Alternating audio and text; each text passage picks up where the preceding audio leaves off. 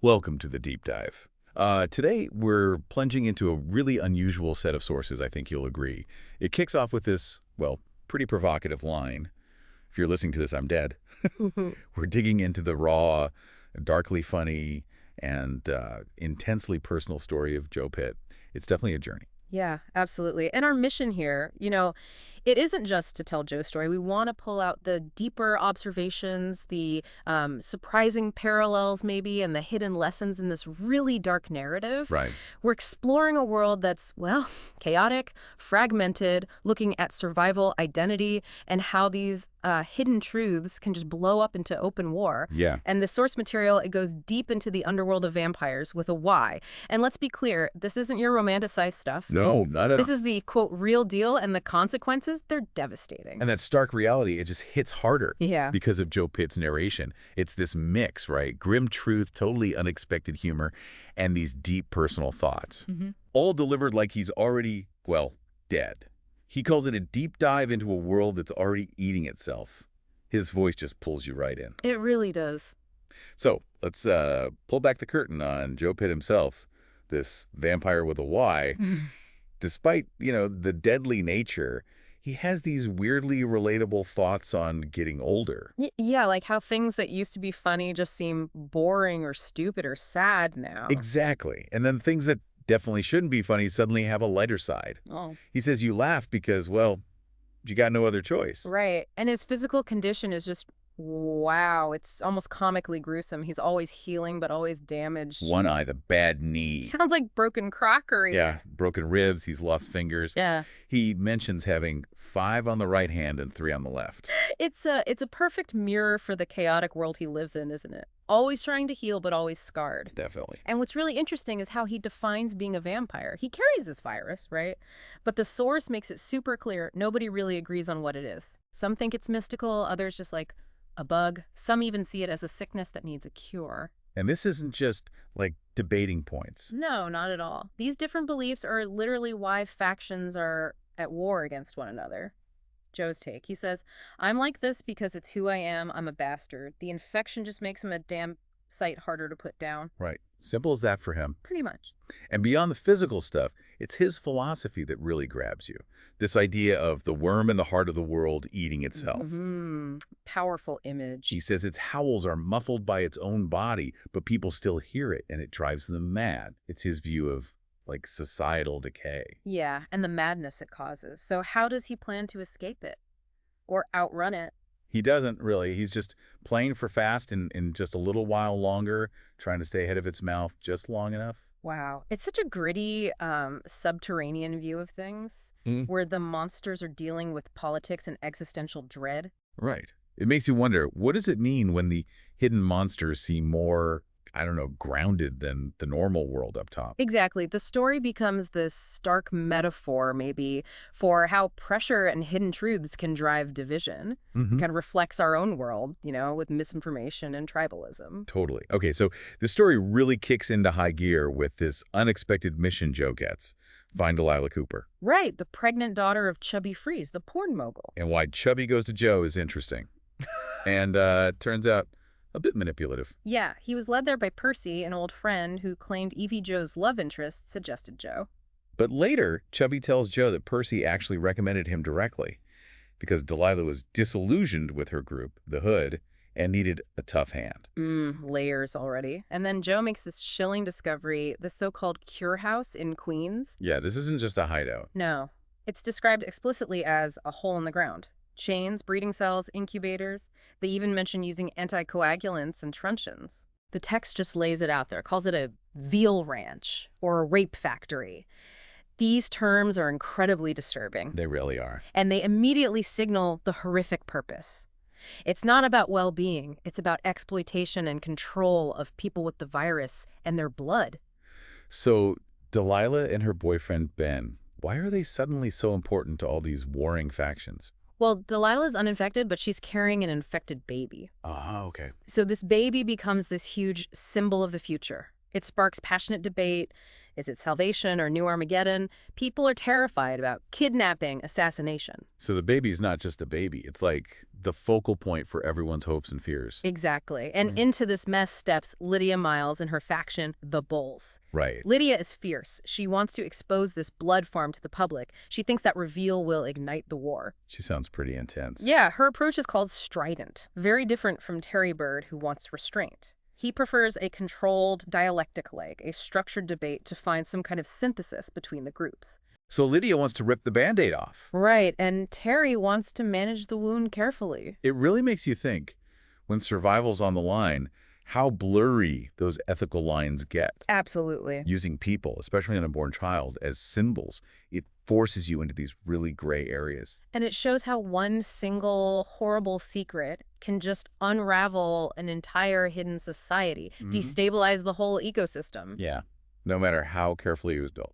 Okay, so inside this cure house, we meet Amanda. She's a scientist. And Sela, her lover, who's described as feral and starving. Right. And Amanda, she's not just some lab tech following orders. She's got these extreme, almost, well, outlandish theories about the virus itself. Pushing the boundaries, you said. Totally. She thinks the virus is an RNA virus, which is key because it explains why it mutates so fast, how it adapts, unlike anything normal. Okay. But then she goes way further. She speculates it could be a targeted alien bioagent designed for galactic warfare, maybe to terraform worlds millions of years ago for future colonization. Wow, okay, that's out there. It is. And then there's the HERV concept, human endogenous retrovirus, basically ancient viral DNA that's already part of our own genomes. Amanda suggests the virus isn't just an infection you catch, it's an activation of something already inside us. Whoa. Which blurs the line completely. What's a vampire? What's even human? She even admits to making monsters by activating the virus in other creatures. So if her theories are right, Yeah. if this virus is universal, if it can just switch on stuff in our DNA, Yeah. it completely redefines identity, origin, Right. for everyone, infected or not. Being a vampire isn't an external curse, it's an awakening, something inherent. It's a profound shift. And you have to ask, how do these sci-fi sounding ideas add this layer of like existential dread and wonder? Right. What happens when science blurs the line between natural and maybe deliberate creation? Ancient biowarfare, the real horror isn't just the monster. Maybe it's that our very humanity could be, well, an activated virus. It's chilling. Okay, back to Joe. Master manipulator. We see how ruthless he is pretty early on. He gets captured and tortured by Dexter Prato of the Coalition. Brutal scene. Prato uses hoof rock clippers. Snips off Joe's fingers. Yeah, his thumb and little finger specifically. Yeah. But Prato's goal is purely, what, socio-political. Exactly. Keep the virus secret. He sees the baby not as a messiah, but as a symbol for the virtues of proper birth control practices. Cold. Very. So this world Joe's in, it's this tangled web of factions at war. Can you break those down for us? Sure. So first you've got the Coalition, that's Preto's group, all about control and secrecy. Okay. Then the Society, led by Terry Bird. They aim for order synthesis, but they're not above dirty tricks. Terry sees Joe as a dangerous but potentially useful asset. Right. Up in Harlem the Hood, led by DJ Gravedigger, fiercely independent and totally disgusted when they find out about the blood farm. Understandable. And finally, Enclave. They're called the Mad Faction. Dealing infected blood anathema, like cursed blood. They're ruled by a girl who turns out to be Evie, apparently manipulated by this figure called the Count. Okay, so Joe's caught between all these groups, and he starts making moves. Big moves. He escapes the cure house, taking Delilah and Ben with him. Right. Then he manipulates Terry Bird, offers him the baby and the location of the cure house as leverage, supposedly to bring the factions together. Supposedly. Exactly. Because the real masterstroke is when he uses Chubby Freeze's phone to call DJ Gravedigger. Ah, yes. He reports Preto's death, which Joe himself caused, and exposes the Coalition's whole operation. This basically lights the fuse for an all-out war between the Hood and what's left of the Coalition. Which completely blows up Terry Bird's plan for controlled balance. Totally. It just plunges the whole underworld into chaos. Open conflict. And the cost of all this, Joe's tactics, it's high. Incredibly high. Phil Sachs dies. Joe feeds on him. It's a brutal reminder of Joe's own ruthlessness for survival. Yeah. Terry Bird gets desperate, shoots Lydia Miles to try and regain control, but he dies eventually too. Though Joe kind of wishes he'd gotten to kill him himself.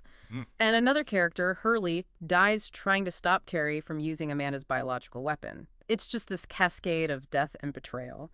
Very few clean hands in this fight. It's just constant shifting loyalties, this brutal math of survival. Information is power, sacrifice is normal. Makes you wonder, right? Can anyone actually control the fallout once the truth starts coming out in a hidden world like this? Seems unlikely. Every action just ripples outwards destructively. Hmm. But at the absolute center of Joe's journey, his motivation, it's Evie. Yeah.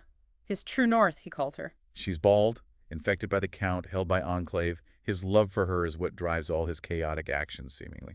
And when he finally reaches her, it's this moment of real vulnerability. He admits everything, his failures, his selfishness, the lies, especially about his role in her mother's death. That's huge for a character like Joe. It really is. And Evie's view of the virus and of Joe, it's profound. She doesn't think she was infected. She thinks she was activated. Activated, like Amanda's theory. Exactly. Suggesting there's an inherent vampire nature inside her. Inside Joe, too. She challenges the idea of literal prophecy, says it's more figurative. She embraces it. She says, according to her, I wasn't infected, I was activated. I wasn't turned into a blood drinker. I was one all along. And claims it applies to all of them. It's a total game changer. So being a vampire isn't a curse. It's a revelation of what you already were. Seems to be her take. And then they make this huge decision. Joe and Evie. Get public. Yeah. Expose the virus to the whole world by releasing Joe's recorded story. They leave Manhattan, head for the Bronx, seek refuge with Christian's Dusters, a biker gang, and Esperanza's Mungiki, described as filed-teeth savages. Wow. So they're stepping out of the shadows big time, with potentially global consequences. It sets the stage for a new world, with new rules, a new clock to the day and the night. Joe wants to make room for two, himself and Evie, even if it means tearing down the old order. And he reflects on Evie's acceptance of him. Right. He says, she knows what I am inside. Virus or wraith, whatever you believe, killers both. She knows what I am now, and the girl likes me that way. It's not just about survival anymore. It's about them defiantly claiming their place in this new world that's about to know their truth. Exactly. So what does it really mean then to embrace your true nature, especially if it's terrifying? And how do these intense personal relationships like Joe and Evie's end up shaping decisions that could affect the whole planet? Big questions. This story feels like the end of one hidden world and the really terrifying, uncertain start of something completely new for everybody. Well, that was quite the deep dive. Intense. Into a world that feels both weirdly familiar and just terrifyingly alien. Mm-hmm. Joe Pitt's journey. From this darkly funny narrator looking at his own death to being the catalyst for this global reveal. It really shows the unexpected ways truth can just burst out. Yeah. And Joe's final message, delivered like he's already gone. I'm dead, Evie's dead, we're in the grave, mark us accounted for, DOA. Right. Sounds like defeat. But it isn't, is it? They're actually poised to wake the dead and let loose the worm. It's not resignation. It's defiant rebirth into this harsh new light that's going to reveal everything. So as Joe and Evie ride off, ready to basically dump this secret on all of humanity, we're left thinking, what actually happens when the hidden monsters step out into the open? And what does that reveal about the darkness or maybe the unexpected potential inside ourselves? Yeah. The story really asks you to consider when our basic understanding of humanity gets challenged, when that line between us and them just dissolves, who really ends up being the monster? Yeah. And who finds some kind of, maybe, salvation